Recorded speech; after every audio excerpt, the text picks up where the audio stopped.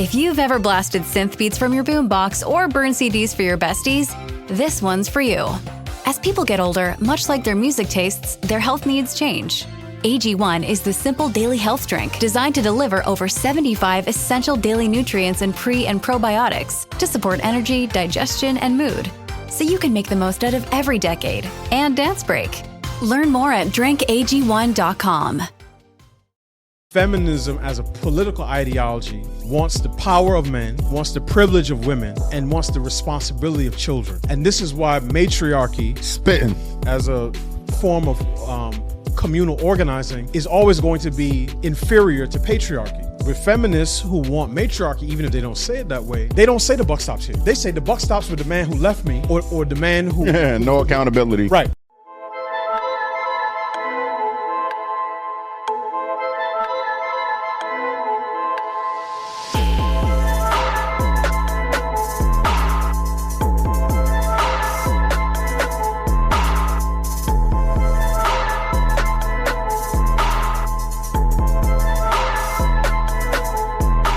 All right, welcome back to another episode of the Bros Chat, a place where we can have honest, real conversations, sometimes funny conversations. It's a great platform for men like ourselves to just really deep dive into some real topics, man. No book up, I go by the name of Eli. As always, we got Jew with us. What it do? It's your boy Jew, and it's another Bros Chat.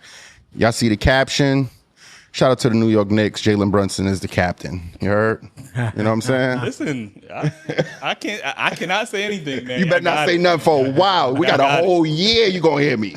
All right? I got it, man. Listen, no Ace, man. He actually had to go get his veneers tuned up. I didn't know that was a thing. Yo, man. I guess every 2 years you got to go and get a check. He got the what's Cam? What's the producer that was with Jay-Z? I can't think of his name. Oh, you talking about Dame Dash? He got the Dame Dash joint. Yeah, Dame Dash. Yeah. They're saying they drop occasionally. You know what I'm saying? Listen, our next guest is an author of a book that he just came out with. The name of the book is called Vanishing Black Family, How Welfare and Feminism Made Marriage Optional and Children Vulnerable. We got Delano Squires. I had to make sure I get the name right, man. Appreciate you for joining the show. Thank y'all for having me. I want to get straight into it. Okay. I'm looking at what we got to talk about. We got a lot to talk about. You know what I mean? So Sure. First thing I do want to get into, because your book does a very good job at addressing this, is the welfare system. You know what I mean? There's a lot of, we always hear about how it affected the black community, black men. But can you break that down? Like, did welfare pay black women to remove the men out the household, and is that system still in effect today? Let me go back to the 1960s, right? So in 1965, President Lyndon Johnson declared war on poverty, and part of what that looked like was expanding welfare access. Now, there had been welfare in one shape or another since the 1930s, but those programs are relatively small. They were for widows or women whose husbands could not work. Let's say they were disabled or something to that effect. Post 1960s, what welfare looked like, the programs were much bigger. The welfare benefits were larger. So maybe might have been $10, $15 in real money in 1935. Now you're talking about a couple $100 in the 1960s. And it had certain provisions. So it wasn't just, okay, is a woman's husband deceased? It's, well, even if he's alive, he can't be in the home. So if you're married, you can't get welfare. And even let's say mom has a boyfriend in the house, she can't get it if that's the case. So it created certain incentives that made it possible and in some respects profitable for a woman to not have a man in the house if she wanted to apply for welfare. And what I argue in the book is that the welfare state, once it expanded to that extent, really displaced men from their rightful position as providers in their home and replaced them in many respects with the government, playing the role as substitute father and substitute husband to the woman. And in fact, one woman named Johnny Tillman, I write about in the book, she was the president of the National Welfare Rights Organization. She said, welfare is like a super sexist marriage. You divorce a man for the man. But you trade a man for the man, but you can't divorce him if he treats you bad. So it was one of those things where it created the wrong set of incentives. Now, we had welfare reform in 1996. It had stronger work requirements. It had a 5-year cutoff for federal benefits. So the programs don't look exactly the way that they did in the 1960s, but it's still the case that the vast majority of people who benefit from what we think of as welfare would be, single unmarried moms. So it still has some of the same incentives. And you see similar dynamics when it comes to women, men, and children in a lot of low-income communities. Because the question I want to ask is, how do we get to this state? Because obviously before the welfare system, we had black families who were the most married in this country at one point. So how do we get from being the most married to now are women dependent on the government system? Like, what happened to, and a lot of times when you hear black feminism, feminist talk, I guess black men just magically woke up one day and just wasn't working anymore. Like, so what happened? And I know a lot of black men obviously went away to war, and when they came back, they didn't have those same job opportunities. So can you break that part down? What happened to black men? Yeah, so I think the story starts way earlier than the 1960s, right? So I start my book in the history of American chattel slavery, and I argue that the institution of marriage and the institution of slavery are just fundamentally incompatible. And the reason why is that marriage comes with a certain set of duties, obligations, expectations. So husband and wife expect to live together. There's the expectation of sexual exclusivity and monogamy. There's the expectation that the husband will provide for and protect the wife. But when you're owned by somebody else, you can't guarantee that y'all gonna live together. You can't even guarantee that you're going to be in the same place next week. You can't guarantee that your owner, right, a slave master, won't sort of insert himself into your relationship sexually. So it disrupted and deformed the institution of marriage, but it didn't destroy it. Because, and this goes to your point, one of the first things you see post-emancipation is you see formerly enslaved men and women working to put their families back together. It wasn't perfect, but I write about ads that people were taking out in different newspapers trying to find spouses who've been sold off 25, 35, 40 years that they've been separated. And then they're trying to bring their families back together. And you sort of mentioned this, but from 1890 through 1950, black men and women were more likely to be married by the age of 35 than their white counterparts, and tended to get married earlier than their white counterparts.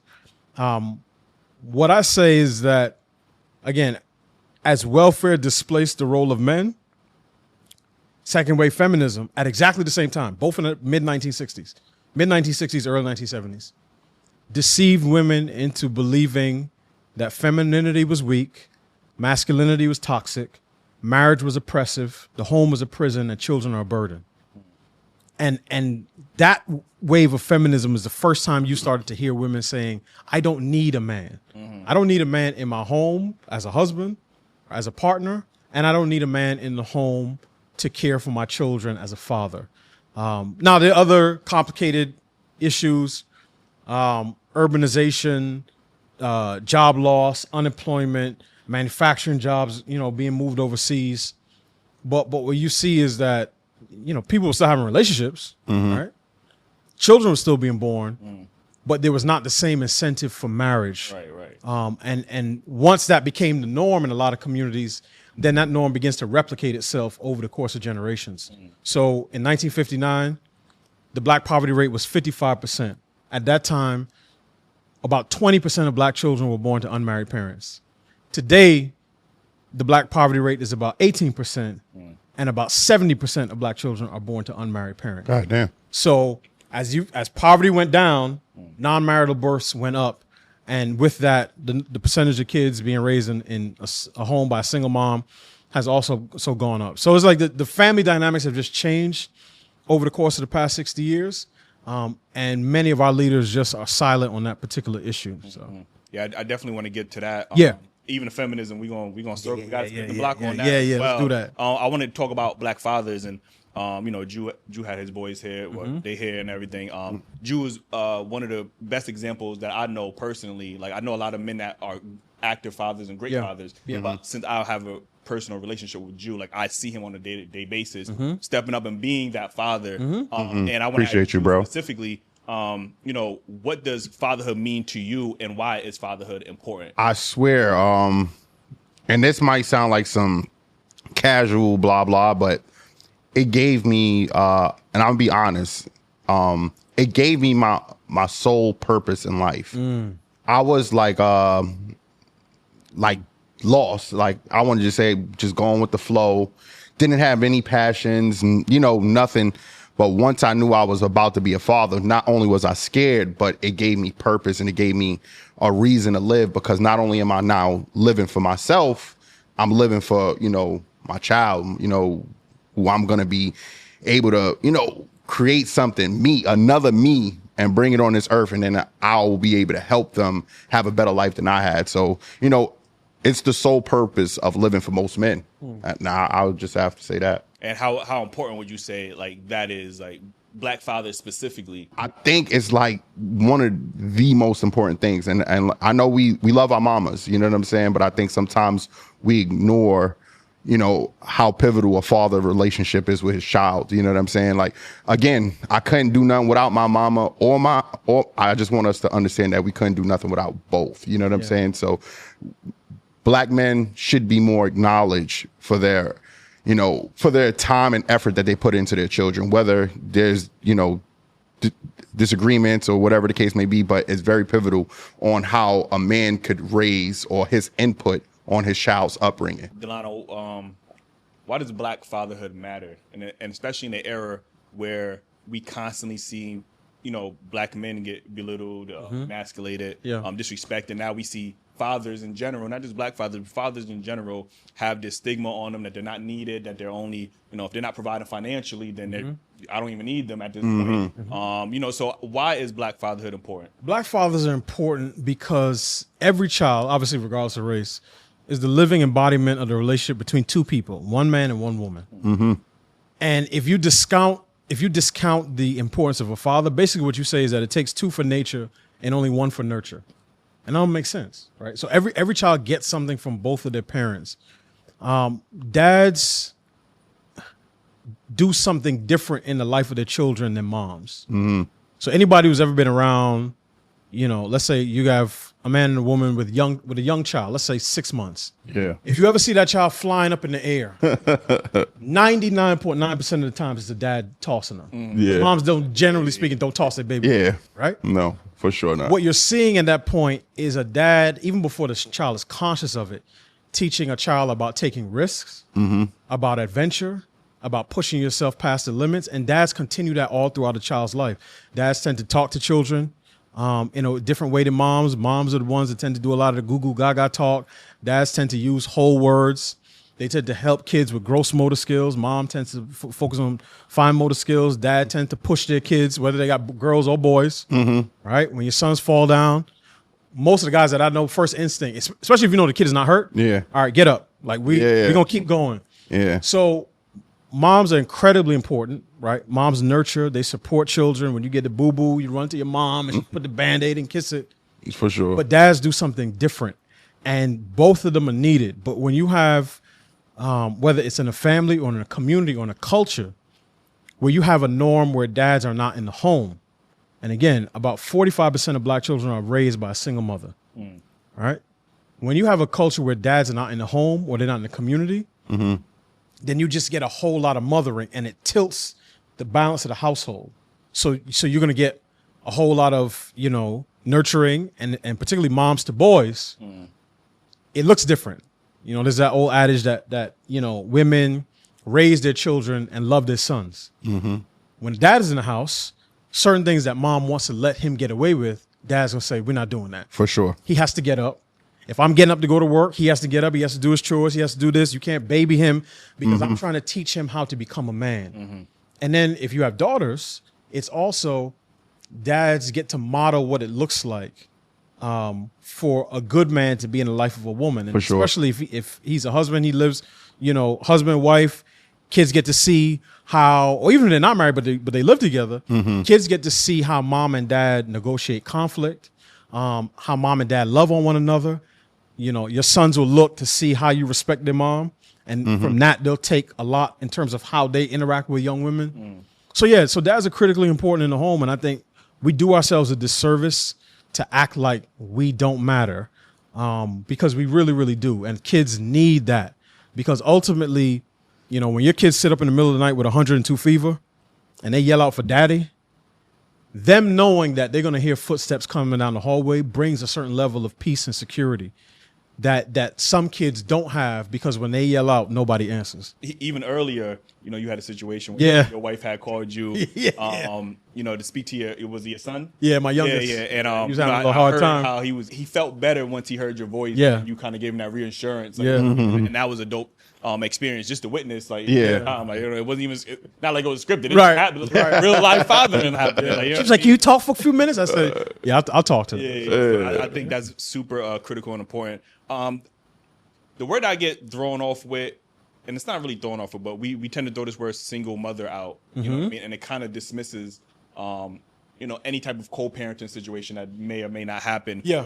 Even recently, I think a couple of years ago, there was a report that said that black men was the most active, involved fathers. Yeah. You know, even in that cohabiting state, or that, you know, that co-parenting state, black men are still, you know, stepping up and being active, even with the media narratives and you know, black men deadbeats and we don't step up. But again, when you still hear that term single mother, it sounds, you know, and because it's been ingrained into us, it just sounds like the woman is doing everything by herself and not acknowledging that there is a father also. He might not have the child full time, but he is still active. Yeah. And you don't get to acknowledge that when you use terms like single mother. It's important to use terms that describe reality, but I also try not to get caught up too much in terms, because a lot of times people will fight over terminology because they don't want to address the underlying issue that's being discussed.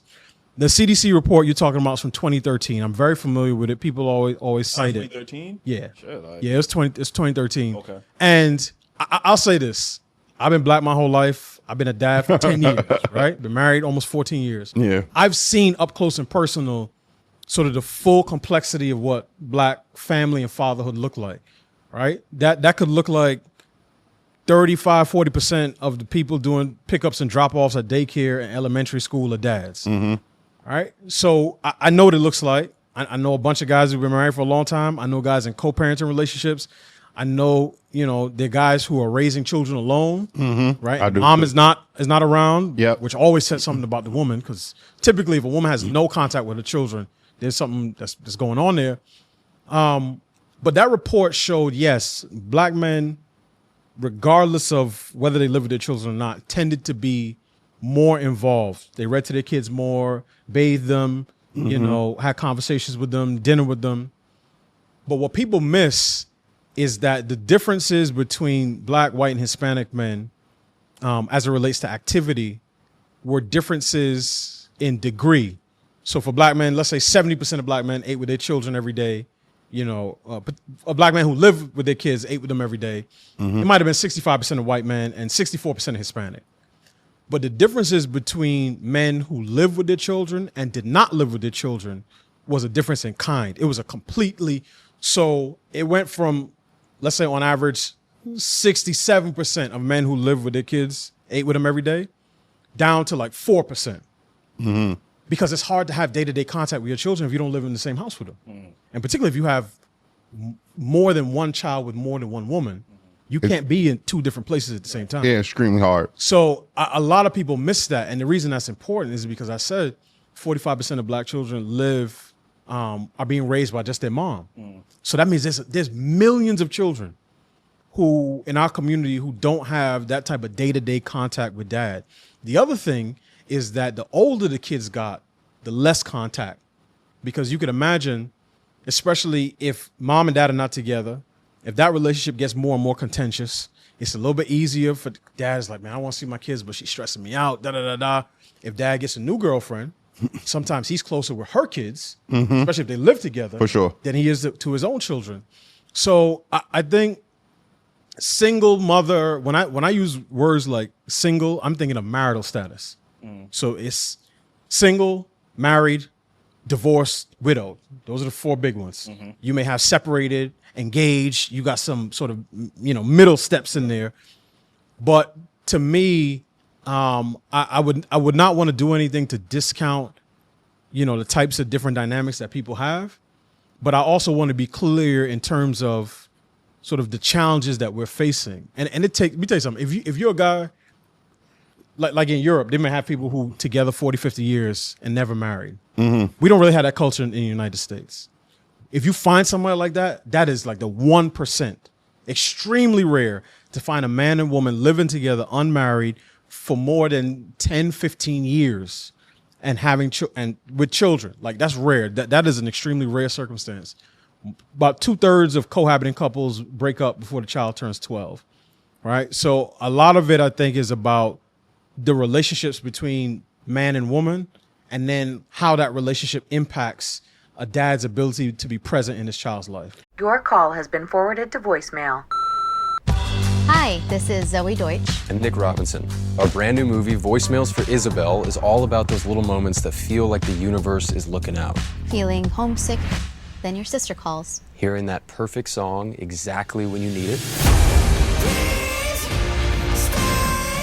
Sometimes life rigs things in our favor, like learning about your new favorite rom-com, Voicemails for Isabel.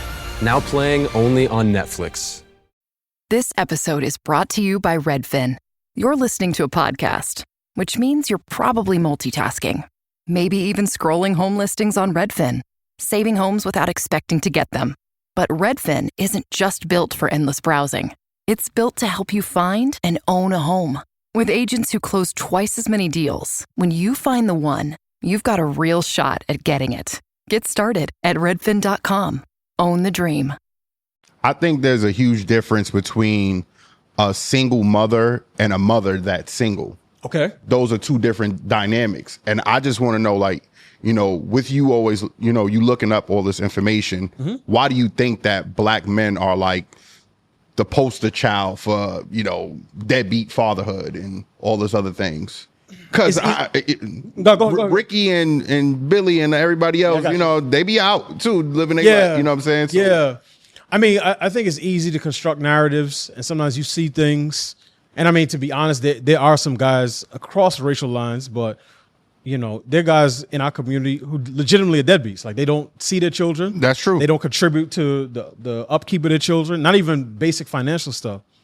And I'm always I'm just as concerned about the emotional impact of that as I am the financial impact of that.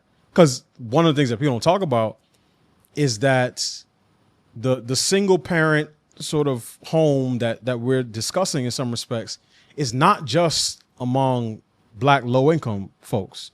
I know several women, upperly mobile, educated, advanced degrees, who have children and have never been married. And some of them don't have any contact with the father of the child. So while she's able to provide that child financial stability, at some point that child's going to start asking questions about who I am, whose I am. I go to these schools. Everybody else got their mom and their dad. Where's my dad? You know, and especially if it's a boy, sometimes that manifests itself in acting out. So yeah, I do think the relationship status of a mom is different than the degree of involvement that a dad has in the lives of his children. But I'll say this: marriage is the greatest structural enabler of father involvement, because it binds a man and a woman together in ideally for life. And that just creates a much stronger environment for them to raise children, right? There's a reason that in sickness and in health is not in cohabitation agreements or divorce decrees, right? Like when you're committed to this person, whether y'all arguing about finances or she's going through cancer or you going through, you know, whatever you're going through, y'all are saying we're going to be together until the end. And when the kids have that stability, I think it just benefits everybody in the household. I'm thinking about can you tell, because a lot of times in our communities, when we speak about our families, we always have a lot of women in our families. The men, you know, you talk about the average lifespan for black men in America is 67. Like, you know what I mean? So a lot of the men are either in jail or dying, like, you know what I mean, because of health issues. 67, that's crazy.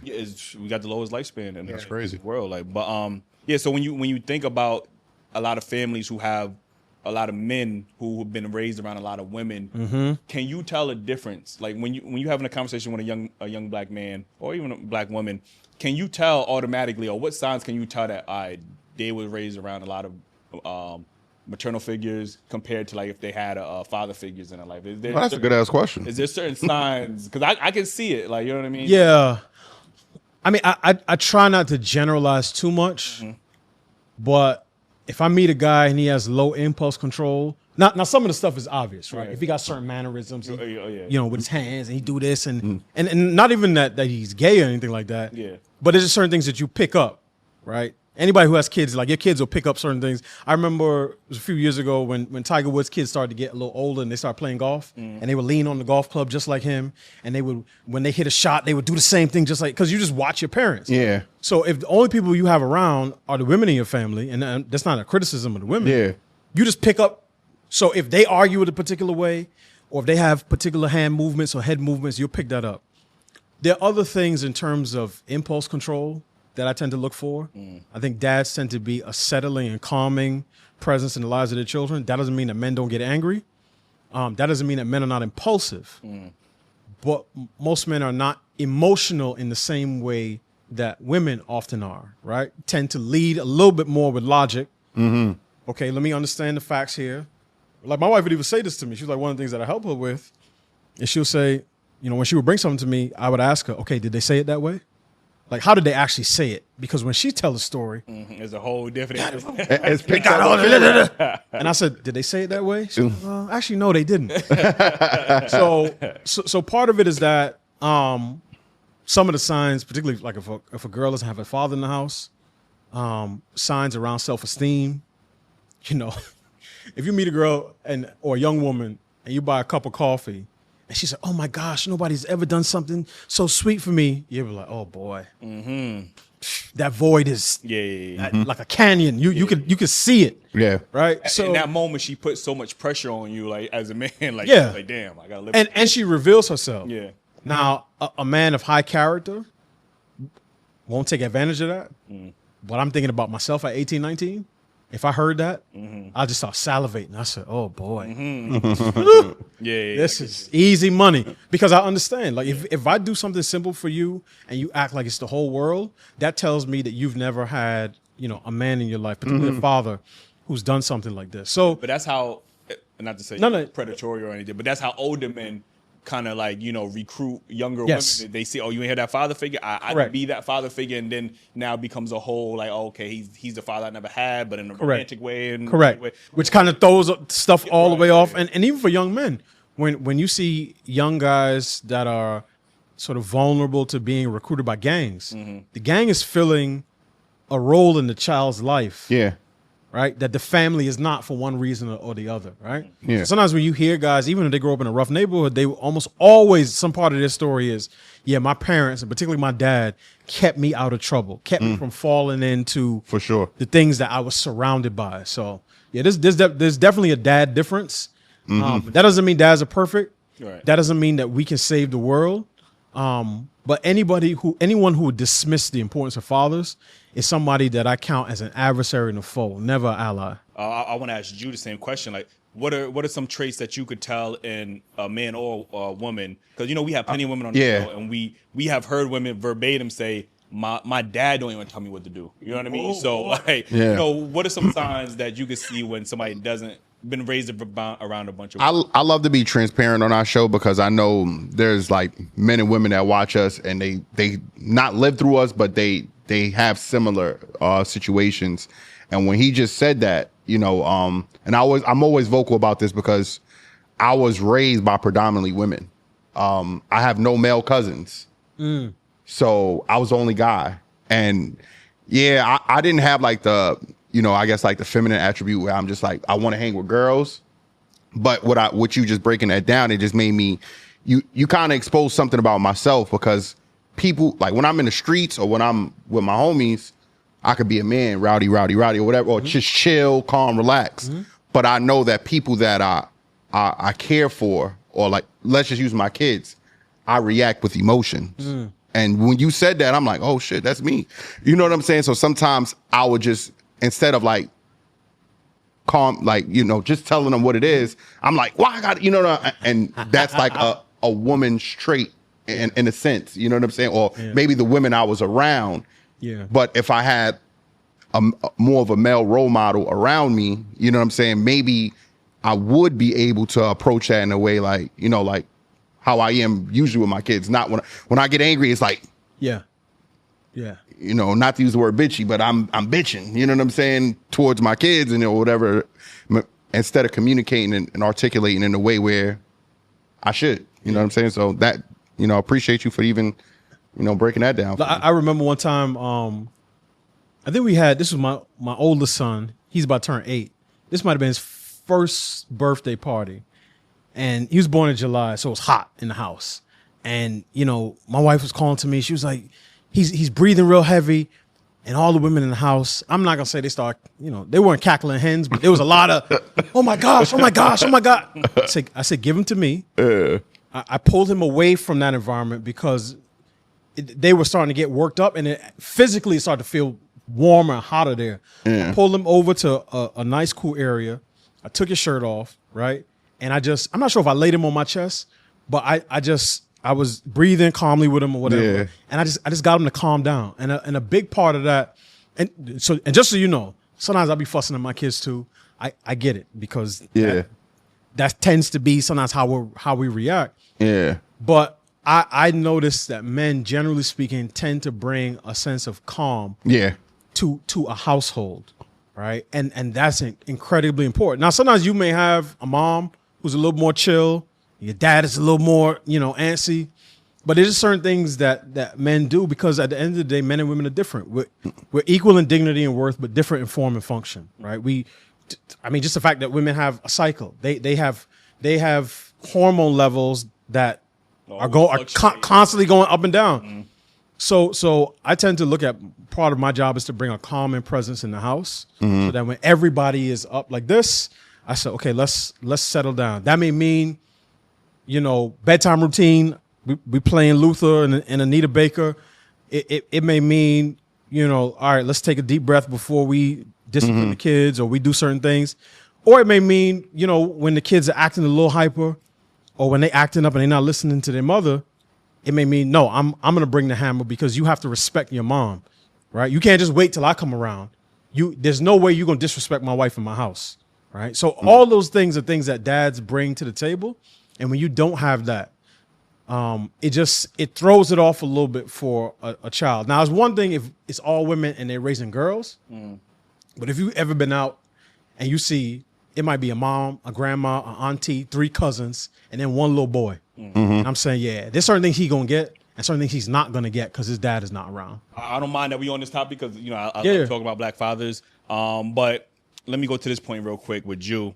You know, I always love praising Jew as a father, because I feel like he's a model example. For sure. But even Jew, I know sometimes when we talk, you know, your boys just had a championship game. Yeah. And I remember he was telling me he was very passionate about it. And I know, you know, when they win or lose, you're there to like reassure them. Yeah. Also let them know, like, you know, to give them that tough love where maybe their mother might be like, it's okay, don't worry about it. Like, but you give them that tough love and it's that they need. Like, can you break that down? Explain. All right, I'm gonna even break down the situation. My son, he lost his championship game, and what sport? Baseball. Okay. It's one of the, you know, 5 to 6 sports these dudes play, but they're very active. But his team was the best team in the league. They lost 2 games out of like 15. And he was just so passionate. And usually he's always like, whatever, like, you know, it's a game. But this year he was so a part of them winning. It meant something different to him. So he cried. I remember feeling so, like, not happy that he lost, but happy that he was passionate about something. Yeah. So, you know, I gave him a hug because I want him to understand, like, there's nothing wrong with crying, because I know we try to neglect our young boys from, you know, sharing their emotions. But I told him it's okay. And I remember hugging him and then telling him, like, this is going to motivate you better for next year. Yeah. And then he was like, but we're the best team in the league. But, you know, at the same time, but at the same time, though, that feeling of, you know, calming him, like how you spoke on, like, once he felt like, you know, a lot of things my boys do is to please me. And at that point, I felt like he was doing it to please himself. And that meant more to me than just doing it for me. You know what I mean? Yeah. So that type of leadership, it just means a lot. You know what I'm saying? So it's funny because, so my boys are 7 and 6. Yeah. And they won their championship game in baseball. Yeah. And the second to last game, my son was up at bat. And when he swung, my older son swung, bat slipped out his hand, hit the catcher. Yeah. In the face mask. Catcher started crying because this is an eight and under team. Yeah. So the catcher started crying, and everybody rushed just to make sure he wasn't hurt. Yeah. No bleeding. He stayed in the game, and I say, way to tough it out. But then my son, because my older son is a little bit more tender. Yeah. He's always been that way. Now he's tough. He's rough and tumble. Yeah. But he cares about his siblings. Yeah. More than anybody else. And then he started crying. And you know, some of the other parents on the team were trying to talk to him, and I said, come over here. And I said, look, it was an accident. Mm-hmm. Kid is fine. He's in the game. Yeah. So why are you crying? And he calmed himself down. I said, take a deep breath. I think he might have struck out that at bat, but then he got back in the field and made a great play. Yeah. And when they won the game, he came over to me. He was happy and he was laughing. And that's part, like, I see that as part of my job. Yeah. To help him regulate his emotions. And I think of a good father like a good leather belt, equal parts tough and tender. And you know when to turn on which parts. There's times where you got to tell your sons, I agree with you. Yeah. Let's get it. Come on, you got to suck it up. Yeah. You got to, you know. And then there's other times where he needs a hug. Yeah. And a kiss. Yeah. And a pat on the butt and say, we going right back in the game. So yeah, that's crazy. Yeah. That's how it is. Yeah. I seen in a book that you talked about the Fresh Prince episode. Yeah. And everybody know what episode we talked about. You don't got to give no hints. Yeah, we all know. And I want to start here with Jew, because I don't know not one black man that wasn't moved by that scene, or at least Black American man. Yeah. But I don't know not one black man that wasn't moved by that scene. When you first saw that, how did that scene make you feel?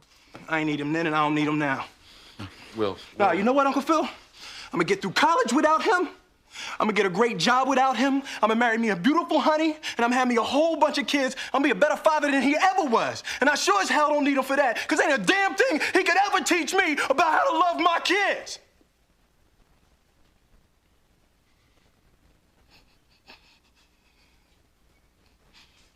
How come he don't want me, man? Need a laptop that's built to perform and designed to last all day? Select Windows 11 PCs starting at $499.99 are now at Best Buy. Learn more at bestbuy.com. Best Buy. Imagine that. I'm Hannah. I've lost 75 pounds in 20 months with GLP-1s, plus diet and exercise. On Row, I've gone from struggling to run a mile to running farther every day. You can access FDA-approved GLP-1s online. Get the support you need to reach your weight loss goals. Go to row.co/weight to see if you qualify. I'm a paid Row partner. 20% average weight loss in 1 year in non-diabetics with obesity or overweight with a weight-related medical condition versus 3.1% in placebo arm. RX only. To stay informed about serious side effects, go to row.co/safety.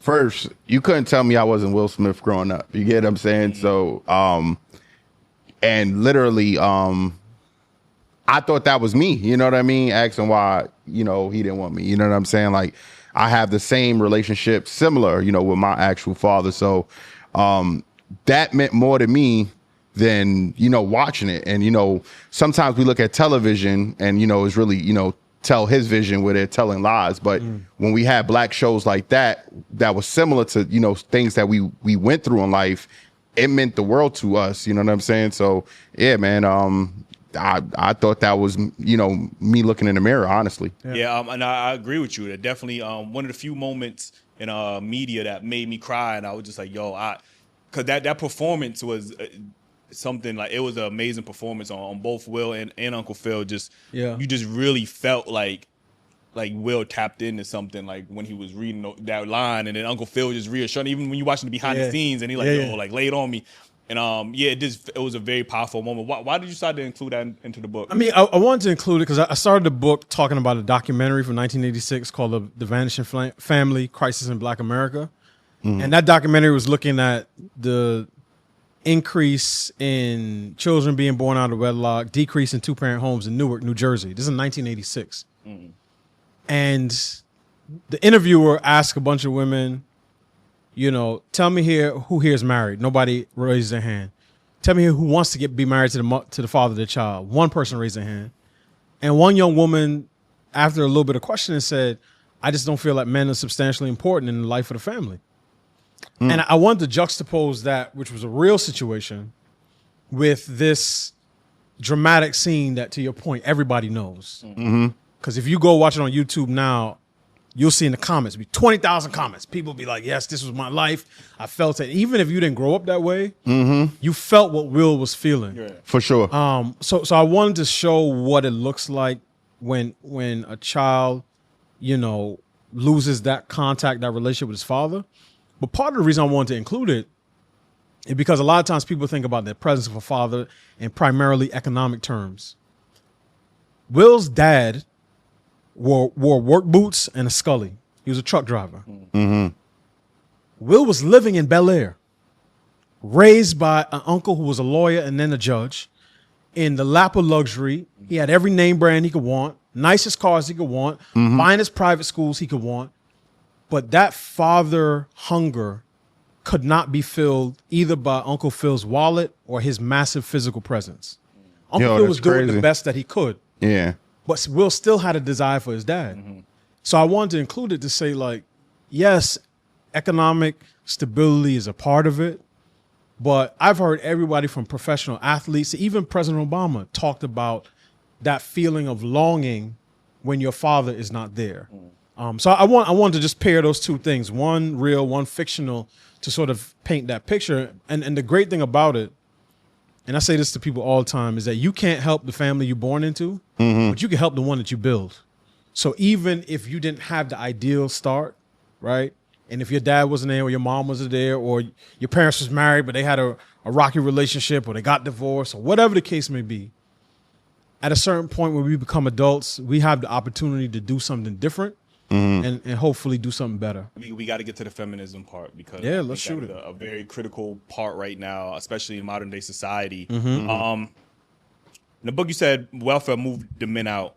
You say feminism convinced women that they are better off that way. What role did feminism play in the destruction of the black family? And I want to, even mention, modern day feminism and we have women all the time. I don't need a man and crazy. We have a whole compilation of that.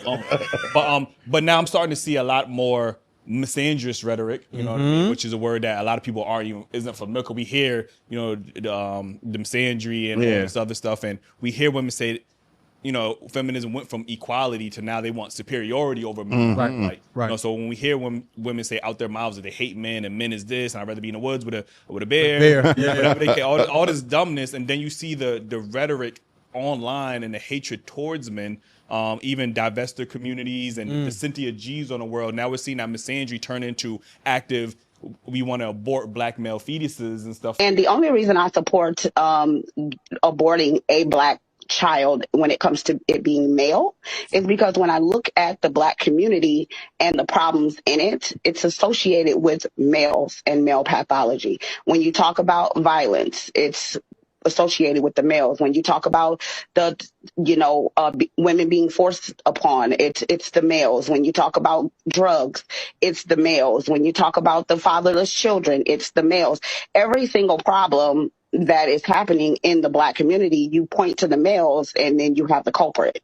So for me, I think that not selectively breeding is very irresponsible when you are the only one who has control over who gets to earth. Your womb, it carries the person to earth. So if you're the only one with that power, regardless of whatever he wants, there's no turning back because these dusties are dusty. They just belong in a coffin. I agree. Ladies, I'm so happy that we loving white men because they are the most sweetest, wonderful men. And you know what's so sad? Our mothers should have left the black men a long time ago. I feel safe now that the dusties are in the gulags. When I look at the title, white men are better for black women. Like that. So we're seeing the spread. And a lot of times I think women always want to compare oranges, apples to apples. And so they'll say, oh, well, who cares about misandry because women aren't in mass going out and physically harming men. Yeah. But I'm saying like the words, the rhetoric, the mindset, having other women agree that they should abort black male fetuses. And then now when you even look at the rise of feminism and abortion rates in this country, especially in Black America, you're talking about upwards to maybe 20 million children been aborted since the 70s. That is juxtaposed to the feminism movement that's been going on. So, I said a lot, but, what is your thoughts on how feminism has destroyed the Black community? Yeah. I mean, as I said, like when I think about any changes to the family on a large scale, I think about the institution of marriage at the base. I think about the role of men and then the role of women. And as I said, like feminism, particularly I'm talking about second wave feminism that started in the 1960s. In the book, I talk about a woman named Betty Friedan who wrote a book called The Feminine Mystique, basically arguing that suburban housewives were miserable with their lives as homemakers and so on, and that they would feel better about themselves and be fully actualized if they had more access to, economic independence, education, so on and so forth. But she talked about the home as a comfortable concentration camp. So one of the first things you'll notice about feminists and second wave feminists is the type of language that they use to talk either about men, marriage, or children. And part of that is because they see patriarchy, which they always use in a negative context, and sexism. Right, they tie patriarchy to sexism, and they see sexism is another form of oppression alongside white supremacy and capitalism. When you start from that position, then men are always going to be seen as oppressors. And if you have a political ideology that sows seeds of discord between men and women, by definition, it can't be pro-family. It just can't. So if the woman sees the man as her oppressor, what is going to be her natural reaction? To overthrow him, to fight him, to demean him. So I talk about mainstream feminism, and that started, again, 1960s. And now I talk about Black feminism, which developed as its own unique political ideology where Black women, if you ever hear people talking about interlocking systems of oppression, they'll say it's for Black people, for Black men, it's racism and capitalism. But for Black women, it's racism, capitalism, and sexism. So the Black woman has three forms of oppression that she's fighting. So I quote, I talk about Audre Lorde, Alice Walker, and bell hooks, and the types of things that they were saying. But some of these Black feminist scholars, which Black women to this day are quoting, diminish the role of men. As I said, treat marriage as some tool of oppression. And in fact, in the book, the feminism chapter, I started with Ebony K. Williams, which many people know her name. When she says she wouldn't date a bus driver, and so on and so forth. The bus driver thing got a lot of attention. I quoted her when she was on the Griot. She did a 3-minute segment where she was telling Black women who were dissatisfied with their relationships with wanted children that they should stock up on Black sperm. That is the word, that's the term she used. She used that term 6 times in a 3-minute video. That's crazy. It was Black sperm, not Black men, not Black love, not Black marriage. It was Black sperm. And as we choose, we do have to contend with the reality of a dismally small supply of Black sperm. Because most Black women on this journey, we want to create children that look like us and that look like our families. And that means we want Black sperm. Now, I am extremely fortunate that I was able to secure 2 vials of Black sperm from California Cryobank when I embarked on this part of my journey last fall. Number 1, please check out Reproductive Village. It's a new Black-owned cryobank, and it's designed to help with this shortage of Black sperm. I say go ahead and start looking right now for desirable Black sperm. Then you can scan the current options for Black sperm. And if you see some sperm that you like, I suggest go ahead and buying at least 2 vials right now. Even if you do not intend to use them anytime soon, trust me, it's better to have them than to be without them when the time comes. And listen, if you never need them for whatever reason, what a wonderful gift to give to a friend or a sorority sister in need. And also, most of those banks, they allow you to resell the sperm back to the bank itself. Listen, I know that many are going to question or even indict the decision that I and many other Black women are making to become single mothers by choice. And you get to that point by having, for 60 years, having women demean men, talk about them as oppressors, talk about children as, some sort of burden and holding them back from being able to go to school and doing all that. So yeah, so these are women who just oftentimes are bitter, they're angry. It's hard to think of any black feminist scholars. I'm not talking about women who subscribe to some form of feminism. I'm talking about the scholars. I named some: Alice Walker, Audre Lorde, Angela Davis, Bell Hooks. Contemporary ones would be, Brittany Cooper, other people like that. It's hard to find any of them who were, or have been married to a black man for an extended, let's say, 10 to 20 years. The ones that I found are either single, they're spinsters, lifelong bachelorettes, they're lesbians, or they're married to white men. And I think of the two co-founders of BLM, Patrisse Cullors. I wanted to bring that up. Alicia Garza. So you have people saying that they fighting for the black community, right? Who have no interest in black men other than their reproductive material, because I think Patrisse Cullors got a son. And when they write about black villages, one of their 13 guiding principles, they don't say it takes a village to raise a child. Therefore, we want to come along black families as they raise their children and usher them into excellence and so on and so forth. They start by saying, we commit to disrupting the Western prescribed nuclear family structure. Now you got to ask yourself, why would somebody who's pro-black want to disrupt the family? That's because they're guided by ideology. They're not guided by what's best for our community. And that's why I'm not trusting any woman who has no interest in black men to be leading a movement that she says is to benefit black men.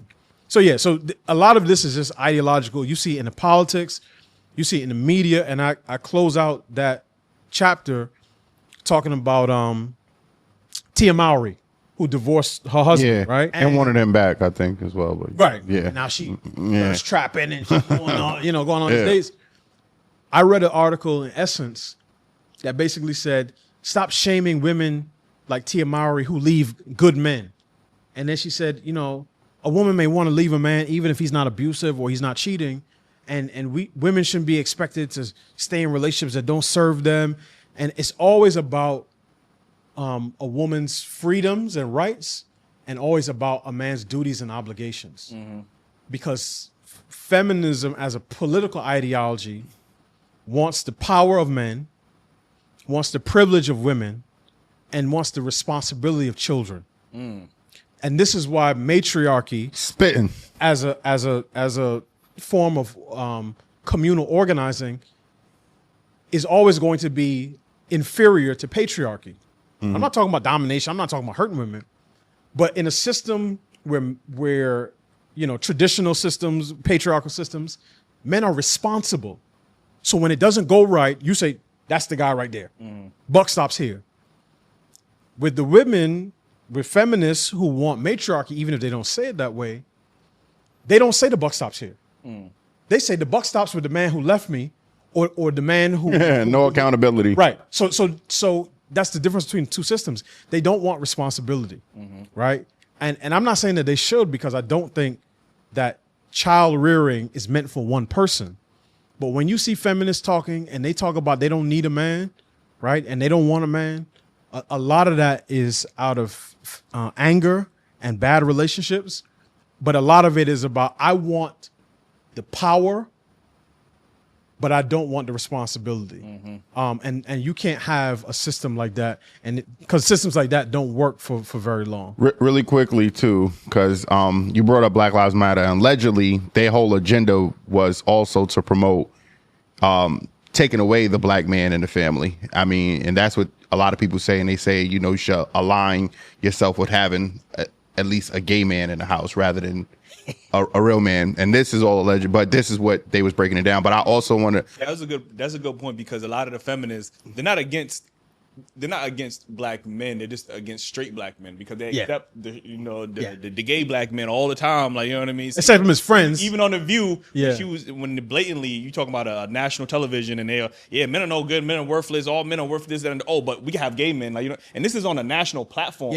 So there's this clip going viral online of a dozen women being asked the following question: do we need men? Most answered very quickly, no. So why do you think that is? Because men are useless.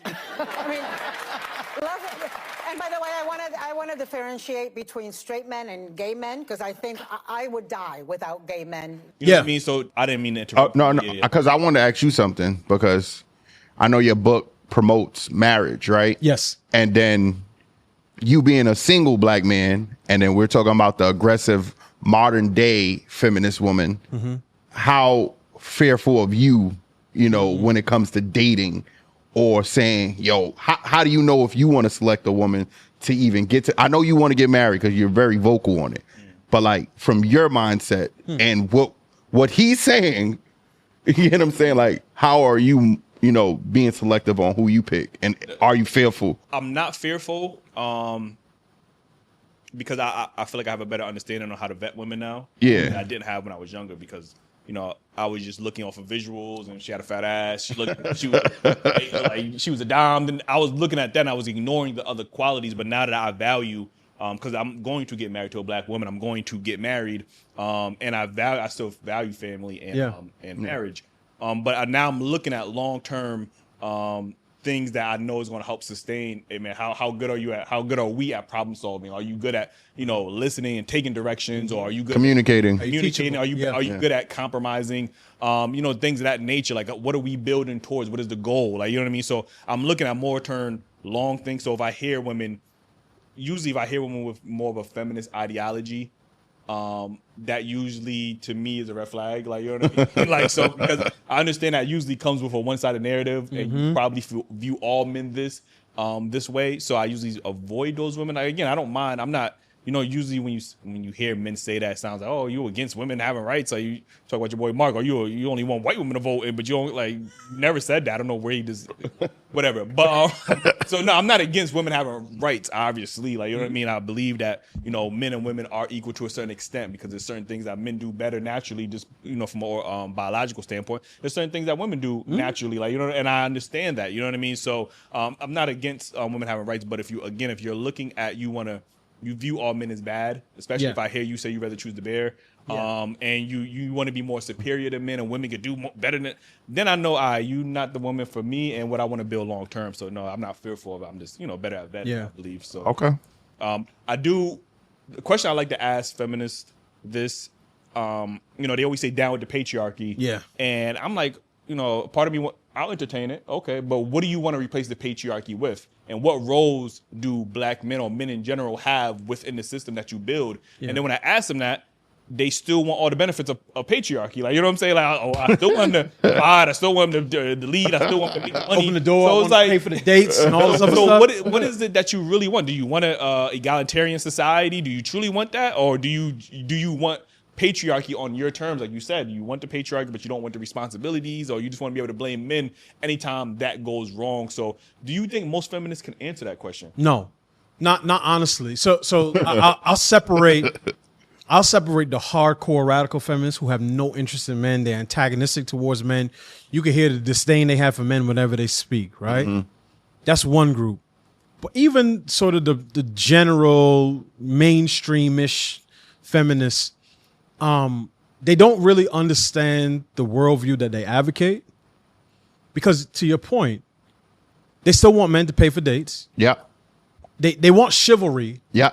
But then said they want equality. Now, if you get equality, if me and Jew was going out the door, I may hold it for him. He may hold it for me, but not because we're men, because we're polite. But the idea that women should get certain benefits, right? Being in New York. You may have some feminist woman, I believe in equality. And then when she's 7 months pregnant, she get on the subway, and all the men looking at her like, well she got here a little earlier.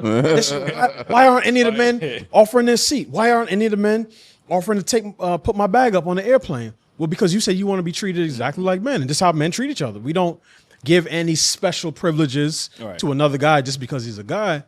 So I think they're very confused. And as I said, I think a lot of them are hurt.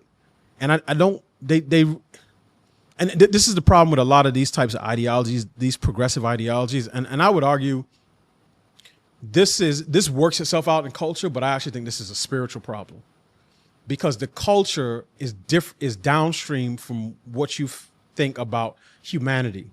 Now, if you're the type of person that thinks we just evolve, time and space, operating on matter, I can create the world of my own choosing, then you're going to be the type of person that thinks, well, I can institute a feminist regime where men protect me, but they shouldn't feel like I have to listen to them, right? So I want a bodyguard, but I want to be a rebellious damsel.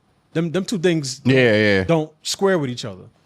But if you believe that humans have a nature because we're designed by God, right? And we all carry the image of God, and that, as I said, men and women are equal in dignity and worth, but different in form and function, then you will understand, okay, there's certain things that men do and there's certain things that women do, and those things are meant to complement each other, not compete with each other. The biggest problem with feminism and male allies, and one thing I want people to realize, is that the type of men who are feminist allies are the type of women that feminists resent. When Roland Martin wore his shirt and said, vote like a black woman, I'm like, bro, they don't respect men like you. Because the first rule of nature is that weakness is always met with aggression. So when you don't do exactly what they want, you think, oh, that vote like a black woman, that's not going to save you. Nope. Not gonna say it. They're going to call you a sexist the same way they call somebody else. But the problem is that the roles and responsibilities for men have not changed since the beginning of time. To be a halfway decent guy, you got to provide, you got to protect, right? If I get up in front of a crowd and I said, I'm teaching my sons to be future husbands and future fathers. Oh my gosh, that's so responsible. Yes, we love that.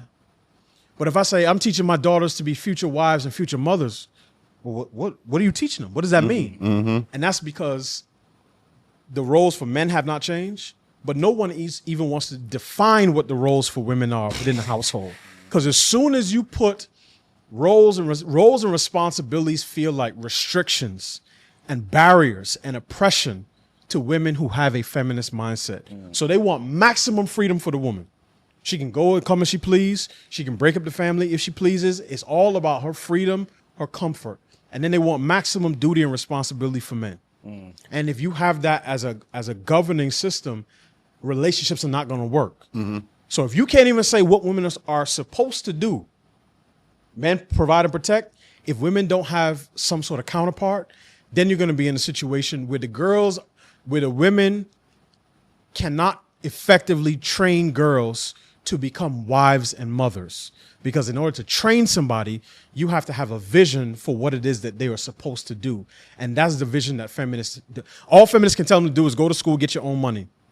Because money allows us to take on dependence, and money allows them to declare their independence. That's why when a man, black, white, Chinese, or candy stripe, when a man gets a high-paying job, you will never hear a man like that say, I don't need no woman. I don't need no woman. I'm ready for one now. I'm ready to start a family now. But when she gets a high-paying job, now she don't need a man. Now she don't need a man. Until she's 40-something years old, now she want a man, and she crying to Steve Harvey, talk about, oh, I don't want to date down, and why won't the men? And they're intimidated by me. So we're not intimidated. I'm just got bad attitude. I'm seeing a lot of women, older black women, whether it's the Vivica Foxes, whether it's the Melissa Fords, whether it's the Taraji P's, and the Tracy Ellis Ross, all of these older black women who are, I'm not settling. The man got to match my energy, or they're outright, I don't need. I'm enjoying my life, and you could tell that they're trying to put on that facade, like what I mean. But you could tell they're really hurt by that. But one thing that I always say too, I think men in Western society, specifically in America, and then black men specifically, when you look at black men historically, we have been very progressive. When it comes to our women and even how we vote, we favor a lot of policies for our women. We vote in the same way as our women. We are open to being more compromising when it comes to those roles. But I think that's kind of hurt us. Hurt us for sure. Us being so progressive when you compare men to other ethnic groups who still have much more of a traditional structure. They're not as progressive. Whether that's good or bad, you know what I mean? Yeah. But, black men, too, we don't get enough credit for, but we have been the most progressive group of men when it comes to our women, and it's backfiring against us. What's your thoughts on that? Yeah, I would agree with that. I think black family structures have always been a little bit more egalitarian, less strict and rigid in terms of tradition. Now, if you go back to the 1940s, everybody was sort of traditional, right? But I just think black men, black women have always worked. So the mainstream feminist movement was about trying to get middle class white women into the workforce, right? Yeah. Into media, into colleges, into different things. But black women were always working. It's just that black women oftentimes were working in the houses of white folks as domestics, as nannies, right? Domestic was the median occupation for a black woman in the South, like in the 1940s. So I think our situations have always been a little more egalitarian, which is why that CDC report that shows that black men do, more likely to be bathing the kids than their white and Hispanic counterparts and doing certain things. And even in my household, if I'm home, 90% of the time, I'm the one doing bedtime. I was the one changing most of the diapers when the kids were young and my wife was recovering from her pregnancies. I do bath time, I do bedtime, I pray with the kids before they go to bed. And none of those things make me feel like less of a man. In fact, they make me feel like, no, I'm bonded with my children, right? Especially if I've been out all day and I'm working and I'm now home. I will say this, though.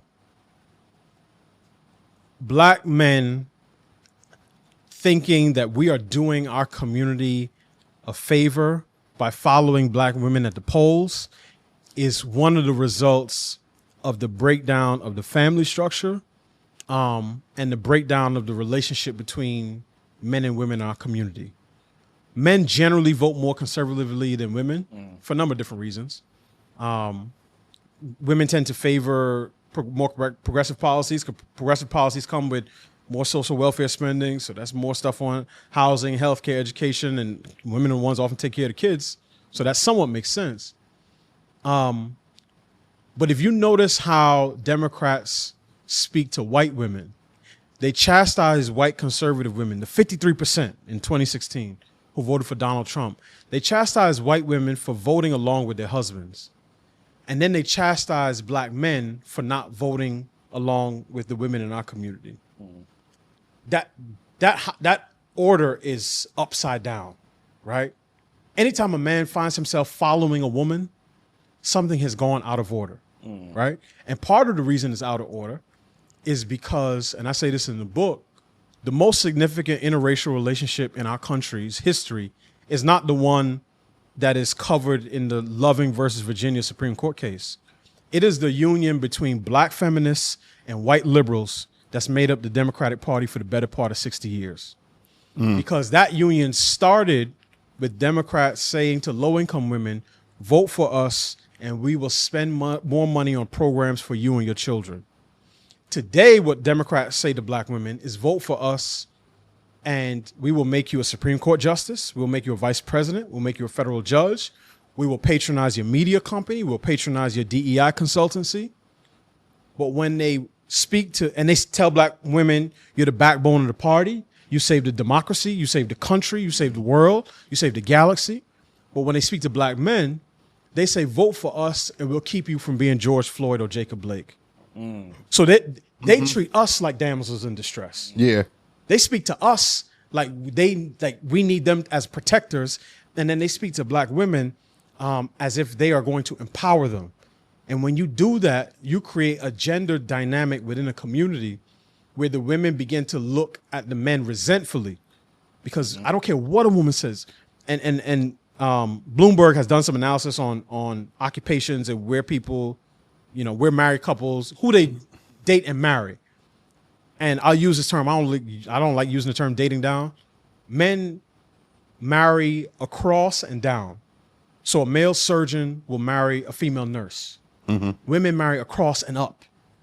A female surgeon generally is not marrying a male nurse. That's not happening. Right. She wants a surgeon or a doctor or a lawyer or a CEO. She might get cracked by one, but she ain't gonna make. That's different, right?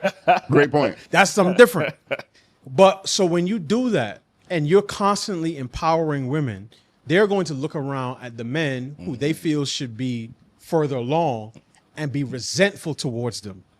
And now they have an entire party apparatus that says we're going to uplift you. And this is why whenever you hear Democrats talking about the black community, they're almost always talking about empowering black women. They only speak to black men every 4 years when there's an election where they say, this is my black agenda. And then as soon as they get into office, they go back to talking about empowering black women. They do it at the last possible second. Kamala Yes. Harris. The last Stacey possible Abrams. second, like, you know what I'm saying? Oh, here you go, black men. We ain't forget about you too. Then we get that. And y'all can smoke some weed. I always say, and you brung it up earlier, but I always say, when you uplift and empower black women, they in return will reward you by saying, well, we don't need you anymore. Correct. And I think that has been what's been happening because black men have been so progressive. We have been there like, oh, now they don't acknowledge it though. We want our women to, be more independent and work and this, that, and the third. And then in return as well, I don't need you. You know what I mean? And I think that is very difficult.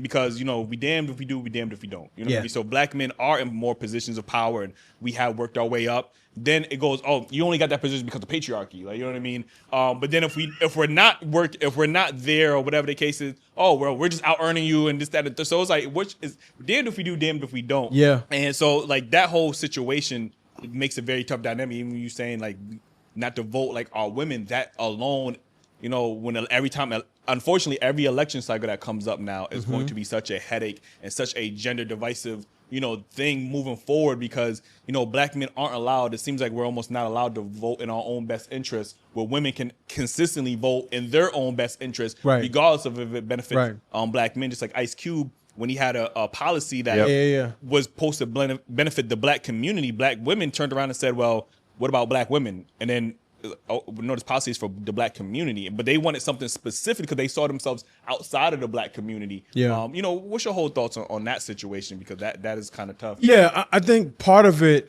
I start from the position that politicians cannot fix the issues that are in our community. Nope. I'm not saying politics is not important. I'm not telling people not to be civically engaged, but we have been putting all of our eggs in the politics basket ever since 1965. Ever since the Civil Rights Act of 64 and the Voting Rights Acts of 65, we have been assuming that if we get more black people into positions of power in politics, that is going to change things. And so you go from the Congressional Black Caucus, or you go from having 2 or 3 black representatives in Congress in the 1960s to having, I don't know what the number is now, certainly more than 75, right? Or more than 100. You've had black mayors of at least the 4 or 5 largest cities. You have black schools chiefs, police chiefs, black folks in all types of different positions. You had a black president. Some people will argue about racial identity there, but, vice president. So I think our first mistake is putting all the eggs in the politics basket. The second mistake is black men allowing anyone to talk down to us when it comes to how we vote. I don't care if that's Barack Obama. I don't care if that's Maxine Waters. I don't care who it is. Anybody that is shaming you because of how you choose to vote, because you're voting based on your interests, right? I vote my values. Melanin does not have morals. So when people say this is the black agenda, I'm saying, okay, well, how does that agenda square with the things that I believe?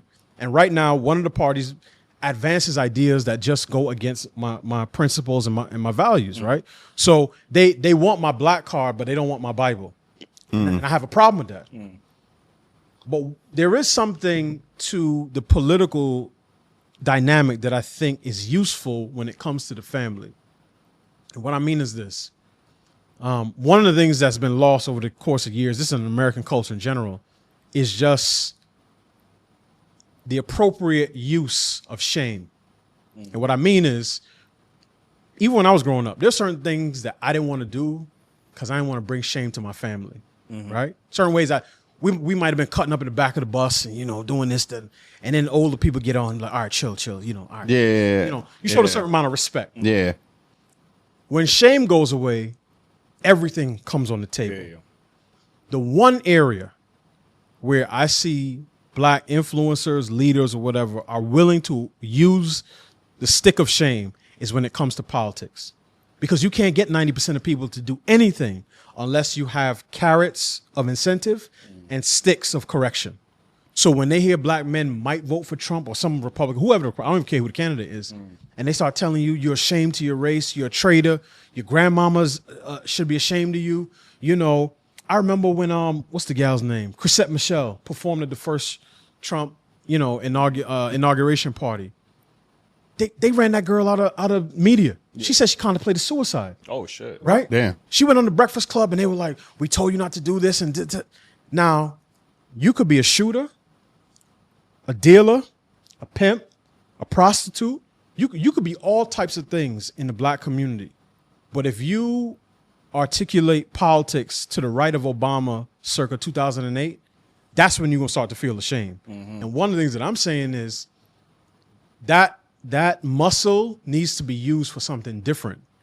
And I think there's a way to bring back shame, particularly in a prophylactic sense. So before things happen, and say, look, if you're the type of man that want to have a bunch of babies and run off and leave women to hold the bag and to take care of your kids, you should feel a sting of shame. Mm-hmm. You shouldn't be able to show up and be in good standing. Right. I don't care how you vote, but right now we got it upside down. So if you vote the wrong way, we're not going to let you in the BET Awards. But if you got 36 kids by 24 women, but you vote the right way, now you could come in. You sit in the front row. Mm-hmm. So that selective. It's very selective. And with that dynamic, things are not going to turn around. So I actually think, and this I sort of close the book this way, I would want to see us dedicate the next 10 years. I'm not saying this got to be the name of it, but something along the lines of a Black Wives Matter campaign to say, we got to rebuild the family. And that's going to require us to change how we allocate social, cultural, political, economic, and spiritual capital. Right now, all of that capital goes in the direction of politics. But in order to sort of begin rebuilding the family, and I'm talking about creating a culture of marriage and strong families in neighborhoods where one has not existed in decades. I'm talking about going down to your local church, and if they're doing something for the 24-year-old, it's more likely to be a funeral than a wedding. I'm talking about changing it in that neighborhood. It's going to take us reallocating how we use our capital, and you can't do that if everything you do is in service of some political party. Black Wives, I like that. You might have to patent that real quick. Yeah, we're gonna be on it. I got two topics. I want to end it on some solutions. Yeah, for sure. This next question I want to get into has to do with why people, and I think you talked about this in the book, why people today, especially in the black community, why we don't find value anymore in marriage or desire anymore. What's your thoughts on that? I think part of it is... And real quick, I struggle with this, or even when I speak to other men, because I am a person who advocates for black marriage. Mm-hmm. But when I speak to other black men, I honestly don't have a good enough pushback on why they should get married. I got you. I mean, and the first thing, why I can get all those benefits without tying myself to the government, doing this, that, and the third.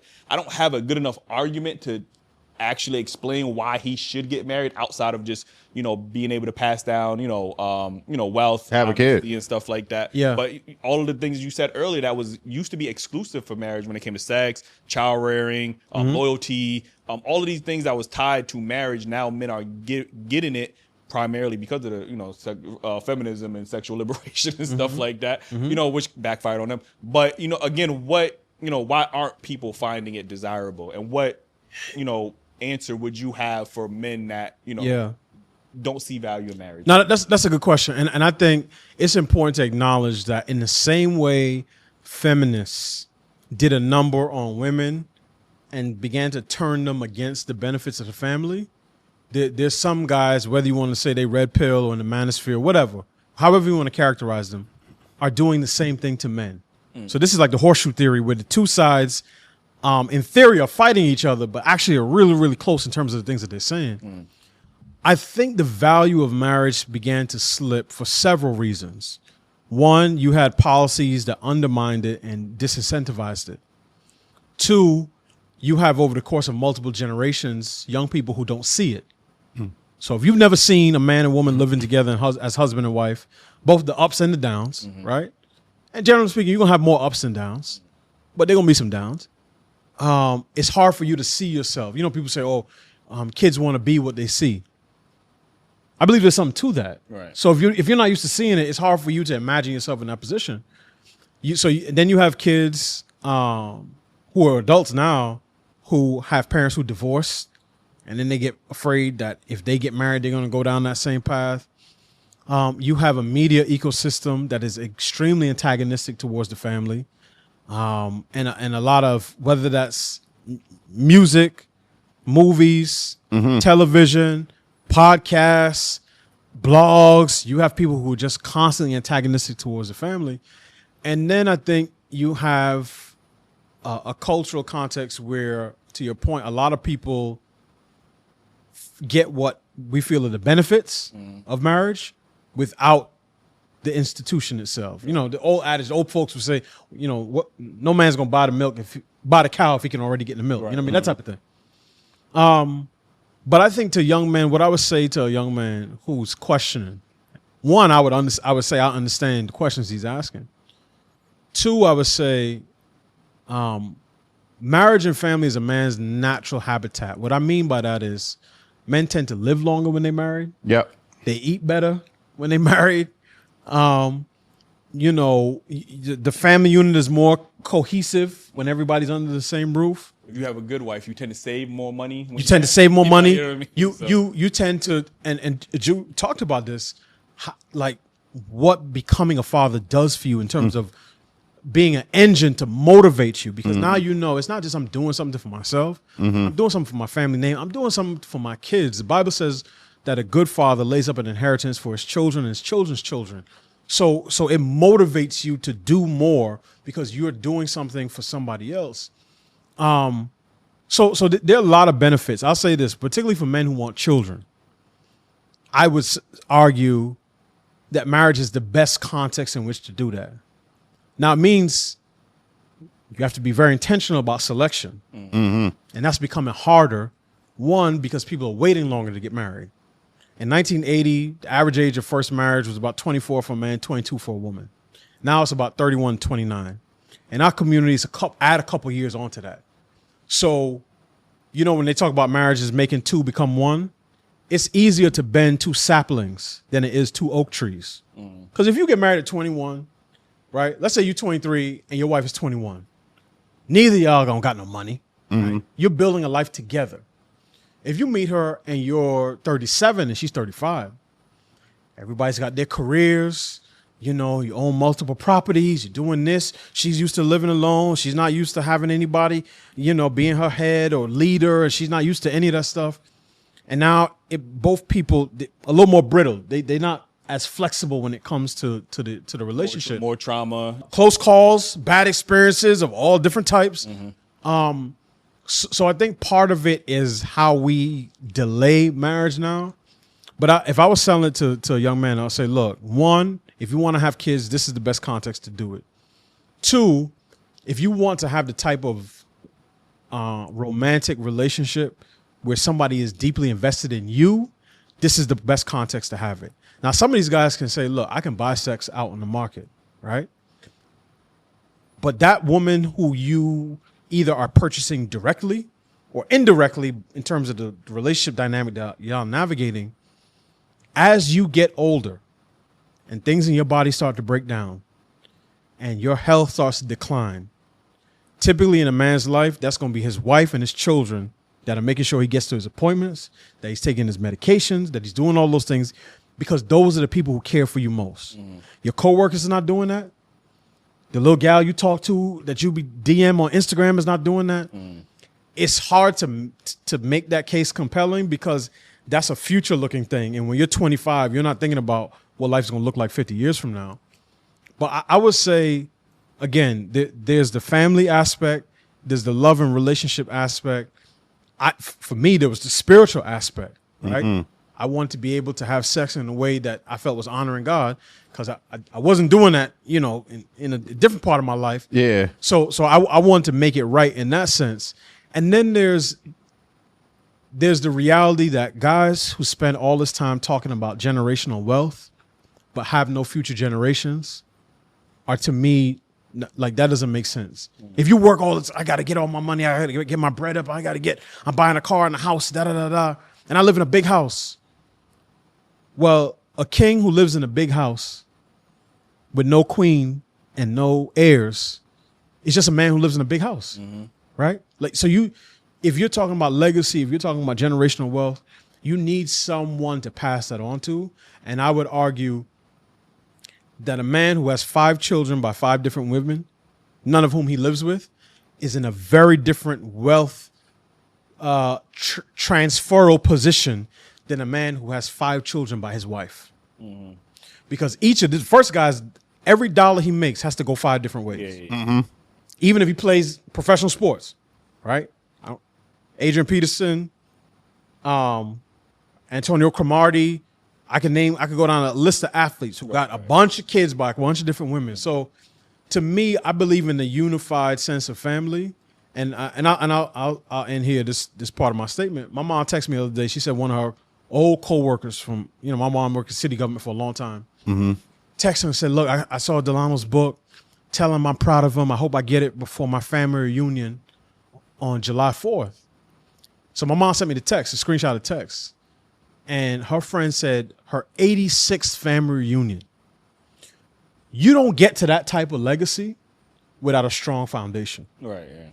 And if you want your children to feel connected, one, if you want to have kids, and if you want your children to feel connected to that root that's already been established, you need to do that in a way that gives them the best chance of having access to the entire family. And when you're Johnny Appleseed and you got a few over here and a few over there, whatever, that's not the type of environment that produces that. I think there's also a dynamic of fathers that we kind of ignore, where we raise our daughters to be princesses forever. And they wake up with that mindset, believing, and they also then believe that they don't need a man because their daddy told them, go get this. You know what I'm saying? Just like they mamas, you know what I'm saying? So I think we neglect the fact that there are some fathers that's out here pushing that feminist mindset to their young daughters. And what's your thoughts on even, because I know we talk about back in the days where they have like stuff like the shotgun marriages. Yeah. Should that be enforced? Or I don't think it's primarily a problem. And the reason why I say this, because like even my daughter, she said a guy like her, right? And she brought the dude to introduce him to me or whatever the case may be. I shook his hand at our graduation yesterday, which, she's on honor roll all year. You know what I'm saying? Great young lady. You know what I'm saying? But she brought the dude up to me. When I shook his hand, he had his head down. I said, hey, when you shake a man's hand, you got to look him in his eye. Yep. You know what I'm saying? I'm like, that tells a lot about your character. He kept his head down still. And he was like, oh, nice to meet you, blah, blah, blah, whatever. But at the end of the day, with me doing that, that's already letting this man know before he ever thinks he could step to my daughter in some way that she has a protector already. Yes. And if you ever want to be the one that's going to protect her, you got to show me who you are. Yeah. You know what I'm saying? But I would, I'm not thinking about this no time soon because my baby's young. I got you. But when she does get to that point, because I do hope she has children one day in the faraway future. You know what I'm saying? But I want that motherfucker to know he gonna be there whether he like it or not. Yeah. And what's your thought on enforcing that? Yeah, I mean, I'm big. Like when I was getting ready to propose to my wife, I called her parents. I talked to her dad first. Yeah. And and said I'm thinking of I want to propose to Steph and want to ask for your blessing, and he gave it. And I talked to her mom too. Yeah. Because it was important to do that as well. Was it because you was having a kid or no? Okay. We didn't have kids till about 4 years after we got married. Okay. It's just I'm from a different generation, and I just there's certain order to doing things. And when my sister got married, my brother-in-law, he called me, he called my dad, he called her godfather, he called her godbrother, all to say the plans that he had for her and to ask for our blessing. And that's a stand-up move. So I'm a big believer in that. But I know some women like, well, you don't got to ask my dad permission because he don't own me. And those types of women are going to cause you headache for your entire life, right? Because they think that your protection is their oppression. If you have that mindset, again, you're gonna be a rebellious damsel, right? I want you to protect me, but okay, when I say okay, I'm protecting you by saying don't go there. because over there is dangerous. Well, you can't tell me where to go. I'm going anyway. And now, okay, now you're going to line me up. Now I got to go in there to do something. And you know what I mean? So, or they want you to be the leader, but they don't want to follow your leader. there it is. Like, there it is. Like, I think there's something to be said for, how dads, protect their daughters. But you had asked another question before. You talked about meeting a young man. You had asked me about I know I said, do we enforce? You talked about shotgun marriage. Yeah, it would be hard to enforce. I mean, it'll be different. Today, I mean, you ain't gonna really have a shotgun. And stuff, but not New York, Texas maybe. It's difficult. It's difficult to enforce a cultural norm only in your household. The power of culture is when it is sort of broad-based and recognizable in different places, right? So if you're the only family on the block who believes in shotgun marriage, then the guy just be like, well, I just won't talk to his daughters. Good, and that might be a good thing, right? But I think a cultural norm that says, like the schoolyard rhyme, first comes love, then comes marriage, then comes baby in the baby carriage, is a good thing to practice. And you can do that even when your children are young. My wife and I have started to incorporate that to such an extent that when my son met one of my older cousins for the first time, he asked her. Now, he was 6 at the time. Mm-hmm. He said, "Oh, where's your husband?" Now, her husband's deceased, right? He passed away years ago. And she took it. She wasn't upset or offended. My dad was like, you can't be asking people these questions, da-da-da-da. And I didn't chastise him. I just told him, like, certain things you shouldn't ask a person immediately.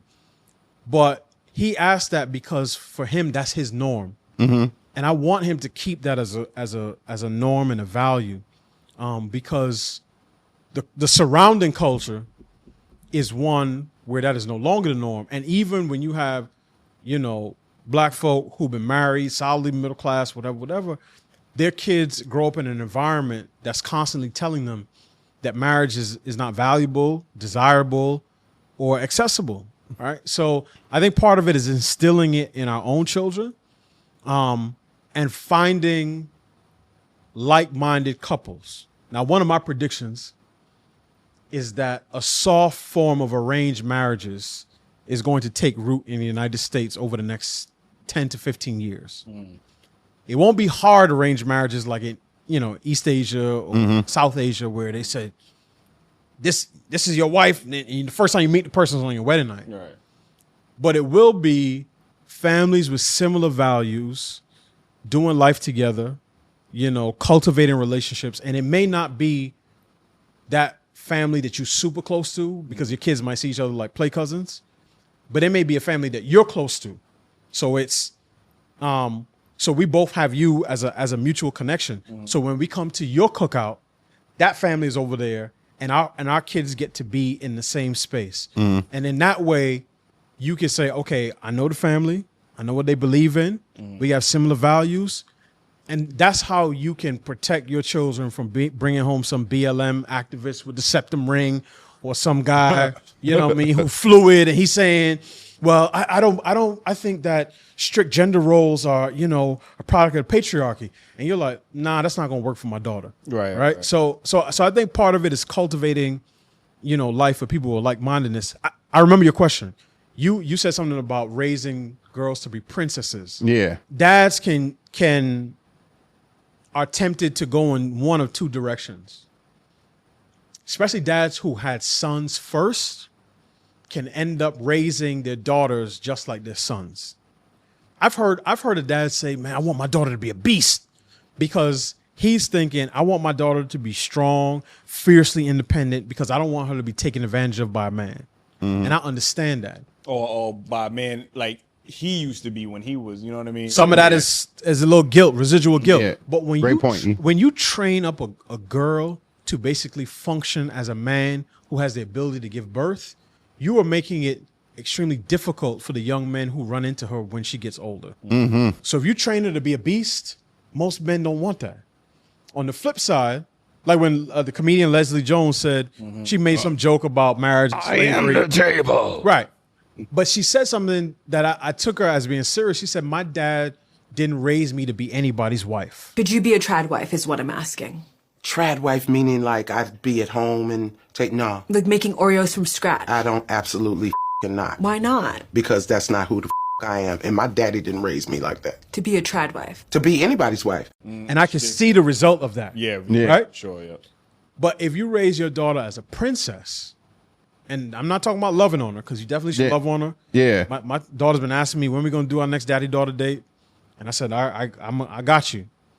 But when you raise her to expect everything and give nothing, when you raise her and everything she ever wants, she gets without question, when you raise her to never accept no as a final answer, as a complete sentence, you make it that much more difficult when she has to navigate a relationship with a man. Because her husband at some point might have to say, babe, I know you want to get the brand new insert whatever luxury car, but our finances are a little bit shaky right now. And if I do that, I'm going to put us in a bad situation.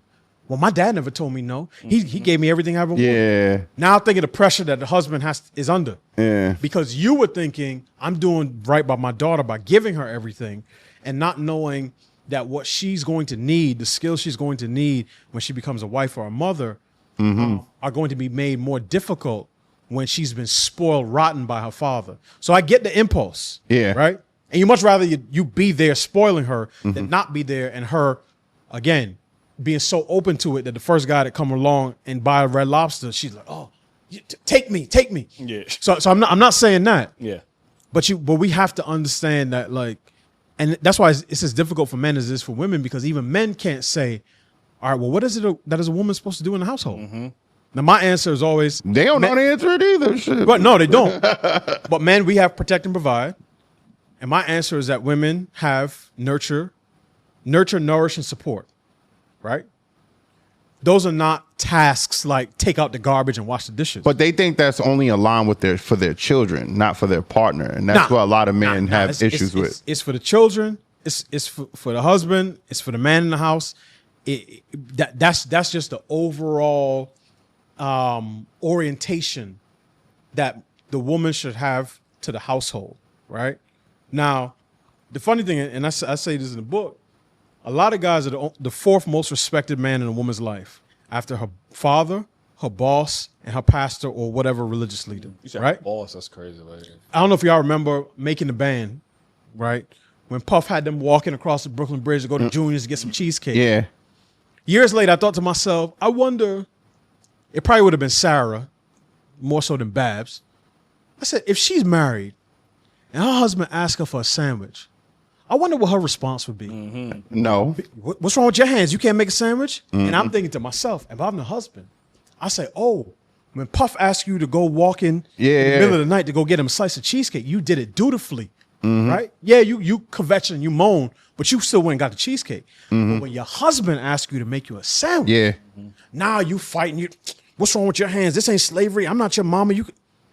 That's the dynamic that a lot of guys are resistant to. For sure. And that's when you see what it looks like when a woman submits to an authority figure in her life. And I'm not talking submission like MMA fighting, where I put you in a hold and I make you tap out. I'm talking about willfully yielding your will to the will of another because of the position that they hold in your life, right? So when you see your wife do it at work, and you see her male boss, particularly if the boss is a man. She got all that energy. Yeah, she putting up that time. She know how to compromise. When she says, I got this idea, the boss says, you know what, I actually want to go in a different direction. But no, I think it's a really good idea. I want to go in a different direction. Okay, I'll follow your lead. But then when you're at home, then it's a constant fight. And a lot of guys see that, and it makes relationships more difficult. On this, like I said, we over 500 women we want to talk to, so we don't heard most of everything. But even the selective femininity, Oh yeah, her boss. I write about that. Her boss doesn't get that selective femininity. Like she is always submissive. She is always feminine in the presence of her boss. But with men, it's like we have to earn that femininity. We have to earn that submission. X, Y, and Z. Real quick, because I'm trying to get to the last point, but then I got you. We have such a good conversation. Everything just keeps popping up in my head. What do you say to the men, black men specifically, who are seeing the difficulties with some of our women and choosing to date outside their race? look for marriage and Yeah. family-minded women. What's your Sound like you got your notebook, my boy. What's up?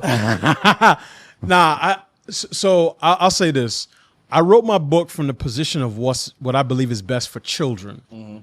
That's an important distinction, because oftentimes when people talk about the family, it's always about what the adults want, right? I'm talking about what the children need. And my argument is simple. Every child is a living embodiment of the relationship between one man and one woman. Every child has a right to the affection, protection, connection, correction, and direction of that one man and one woman. And that right is best exercised in a loving, low conflict household with a married mom and dad. That's my sort of baseline. So I don't take a position on whether guys or women, men or women, want to date interracially or whatever, because ultimately I'm thinking about what's best for the kids. Yeah. So whether mom is white and dad is black, or dad is, mom is black and dad is white, if kids are coming into the world, I'm saying the kids need both of you, right? Mm-hmm. Other people will take a position on that. That's fine. So I'm always about what's best for the kids. I will say this, though. I do find it sometimes ironic that some of the most, fist in the air, pro-black folks, as they say sometimes online, what is it? Radical in the streets and colonized in the sheets. Something to that effect. I get where you're going. You know what I mean? I get where you're going. But ultimately, for me, it's all about what's best for the kids. Now, I will say this. I've heard in recent years more black women say they're open to dating outside the race. Right. I understand that from an economic perspective, not economic in terms of dollars and cents. I understand that from economic principles like supply and demand. So I was talking to somebody about this today, right? Howard University, the Mecca, HBCUs. Mm-hmm. New York Times did a report last year. Only about 19% of students, Howard's student body is only 19% black male, right? Mm-hmm. So there may be some other males, international students, but let's say the male to female ratio at Howard, the black male to female ratio to Howard is like, let's say there's 7 black women for every 1 black man. Mm. That means that black man has no incentive to settle down and be in a long-term relationship with any of those women, because he just has so many choices. Now, if you put that black man at the University of Alaska and he would see a black woman once every 30 days, the first one he spot, he gonna lock her down. Mm-hmm. So I think to the extent that some black women begin to date outside their race, again, I'm not taking a position because people gonna do what they want to do. It may bring some sort of balance to the dating market where they don't feel like there's so many more of us than there are eligible men. At the end of the day, I think most black men and black women want to be in relationships with one another. Mm-hmm. Contrary to what people say, most black men, even most successful black men, are married to black women. And most black women are married to black men. But I think you will start to see shifting dynamics over the course of years. But as I said, I'm ultimately always about what's best for the children. And I think what's best for kids is to have access to both mom and dad under the same roof. Spotify, it's Jay Shetty. Are you one of those media strategy people? Scrolling through spreadsheets, searching for an audience that pays twice as much attention to your ads than they do on social? Let me introduce you to Fans. And they're here with me on Spotify. Trust me, I know Fans. They don't skip, they stay for hours. They don't move on, they manifest. They're not a demographic group, they're fans. Spotify advertising. You're among fans. Whose job is it to rebuild the black family? Is it black men, black women? Is it the church? Is it the government? Because there's aspects of the church that I wanted to get into as well. But let's get to this. Yeah. I think first and foremost, families are formed by the decisions of men and women on a day-to-day basis. So ultimately, men and women in our community have to begin making different decisions than what we've been making for the better part of 60 years. And I'm not saying that to cast blame on anybody. God knows I have not been perfect. Who I am today is not who I was when I was 14, 15, 17, 18, or 20. So people just have to start making different decisions. But you don't think to make a different decision unless someone brings it to your attention that it's possible to make a different decision, right? Outside of the individuals, I look at the black leadership class. I call them the Afrostocracy. These are the progressive black politicians, pundits, professors, preachers, and performers, right? These are the people in academia, in media, in music, culture. These are the tastemakers, the influencers. Mm-hmm. And I say that, no, they have to begin prioritizing family. I don't think it's the government's job. I don't think it's white folks' job to lead a movement to rebuild our families, right? I think other groups can be friends and allies to that movement. But ultimately, the people who say they speak for our community have to be willing to prioritize this issue above the other ones that they pay so much attention to. So part of that is the church. So in the book, I talk about the church house, the schoolhouse, the state house, and the art house. So black churches, and there's a lot of solid black churches that are doing good work. I'm thinking of one close to where I live in Maryland. Me and my wife took a marriage class there about 2 years into our marriage. I'm thinking about one in South Carolina that's doing great work in the community. But a lot of black preachers are far more invested in politics, right? And a lot of black preachers have compromised biblical truth when it comes to sex, sexuality, marriage, and family, to the point where they are now an obstacle to family reconstruction and not an asset. So those people have to be dealt with. And many, like I'm thinking of like Jamal Bryant in Atlanta, and right outside Atlanta, New Birth, when Roe versus Wade was struck down in 2022, and he was saying this is an attack on women and women's rights and women's autonomy and da-da-da-da, even though close to 40% of aborted babies in this country are black. In Atlanta, in Georgia, it's about 68% of aborted babies are black, right? In Mississippi, it's 82% of aborted babies are black. So all the people that talk about harm to the black body and racial inequity, and they say Black Lives Matter, they don't say that outside of Planned Parenthood. Mm-hmm. So when I said earlier, when I said over 15 million since, and it's probably higher than that since the 70s, and, like that's a genocide anywhere else in the world. Yes, you know? And in New York in 2016, there were roughly 22,000 live births and 22,000 induced abortions of black babies. So if you were a black baby in utero, you had a coin flip's chance of being born into this world alive. Shit. So pastors like that are an impediment to black family reconstruction. But HBCUs play a role, whether that's in research. I have an idea in the book about HBCUs opening up their grounds for weddings and receptions. And only thing they asked of the couple is to say, look, can we use some of the photos for on-campus marriage campaign? Because part of it is getting young people to begin thinking about family earlier than what we currently do. Because that's part of the reason all these bad habits build up, is because you spend all your 20s listening to stupid people and doing stupid things. I talk about the limited role of the state, whether that's funding programs, relationship, marriage, education programs. Federal government funds these programs, $35 million in federal funds for fatherhood, marriage, education programs. Any city could take money right now and say, we're going to run ads in the lowest income parts of the city, targeting teenagers and young adults with a message that says something along the lines of, if you finish high school, get a job, get married, then have children, your chances of being in poverty by the time you hit 30 are about 3%. That's real data. That's called the success sequence. And then I talk about the art house and the role of culture and media. I start that chapter by saying that you can't sow Snoop Dogg and reap the Huxtables. So particularly for black men who've grown up in cities, who have spent our entire lives hearing the women in our community and in our family, frankly, referred to as female dogs, as sexually promiscuous, as disagreeable. You can't sow that seed and think that it's not going to produce something. Because if you're used to thinking that the girls in your class, your high school class, are B's and H's or whatever, you're not thinking, okay, well, maybe we should get married before we start, having sex and starting a family. So part of it is a new set of messages. And that's why I have a lot of respect for Christian rappers. I think of guys like Lecrae, Trip Lee, Bizzle, KB, Sho Baraka.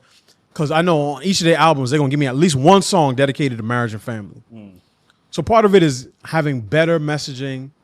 I'd love to see a marriage rebrand campaign.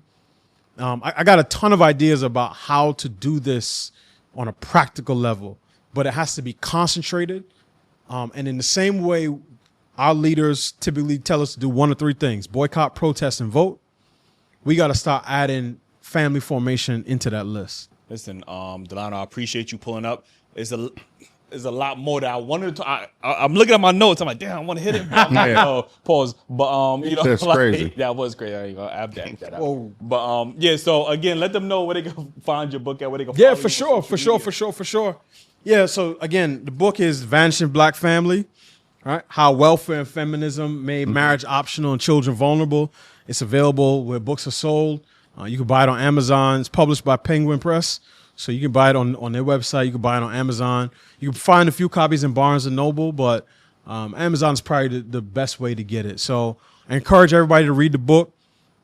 This book, unlike many other social science books, where they give you 9 chapters of problem and they give you one section in the last chapter of solution, the entire second half of the book is about solutions. It's about how to reframe the issue of family reconstruction.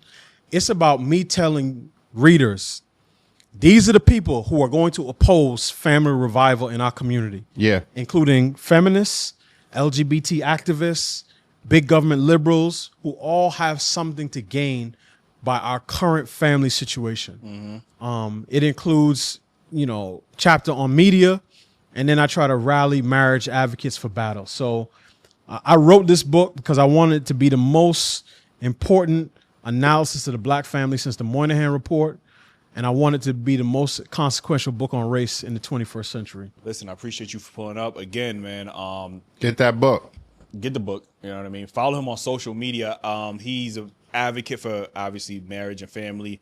He's doing some tremendous work over there, and I appreciate him for coming on the platform, for writing a book. You know, Absolutely. We need these types of voices. On our platform, obviously, in our community. As much as y'all say, y'all don't got enough solutions, y'all don't bring enough they here. We need y'all to support, just like y'all support all the craziness that we have on the show. Like, I need y'all to do the same type of support so we get this type of messaging out. Be sure to like the video if you haven't already done so. Subscribe if you haven't already done so. We got more content like this coming up. Join the Patreon is the best way to support the channel, man. We get early access to videos like this, episodes like this before it goes on the regular public platform. And cop the merch, man. Dailyrapupcrew.co. We see you guys on the next one. Yeah.